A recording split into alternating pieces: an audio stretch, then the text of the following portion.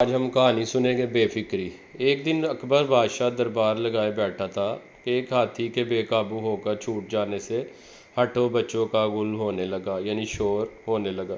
بادشاہ نے کھڑکی کی طرف منہ کیا تو کیا دیکھتا ہے کہ ایک نوجوان نے دوڑتے ہوئے ہاتھی کی دم پکڑ کر اسے فوراً روک لیا۔ بادشاہ نے بیربل، یہ ملازم تھا، بادشاہ کا وزیر تھا، بیربل کو اس کی شاہ زوری کا تماشا دکھا کر پوچھا، کچھ سوچو تو صحیح، اس میں اتنا زور کہاں سے آ گیا؟ بیربل نے عرض کی، جہاں پناہ، یہ صرف بے فکری کا زور ہے۔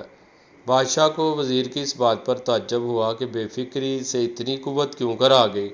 بیربل نے فوراً شاہ زور جوان کو دربار میں بلا کر کہا، جہاں پناہ، تمہاری شاہ زوری دیکھ کر بہت خوش ہوئے ہیں، یعنی بادشاہ سلامت، تمہاری یہ جو شاہ زوری ہے اس کو دیکھ کر بہت خوش ہوئے۔ آج سے 1 روپیہ روزانہ تمہیں تنخواہ ملا کرے گی، اور کام صرف یہ ہے کہ شہر کے فلاں خانگاہ پر ٹھیک شام کے وقت چراغ جلا آیا کرو، لیکن یاد رہے کہ اگر ایک دن بھی وقت آگے پیچھے پہنچو گے تو پھانسی دے دی جائے گی۔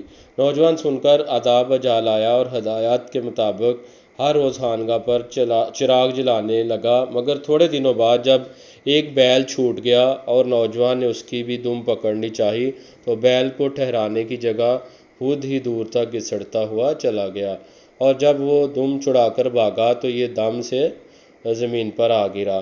بادشاہ نے دیکھ کر فرمایا، واقعی فکر مندی بڑی بری چیز ہے۔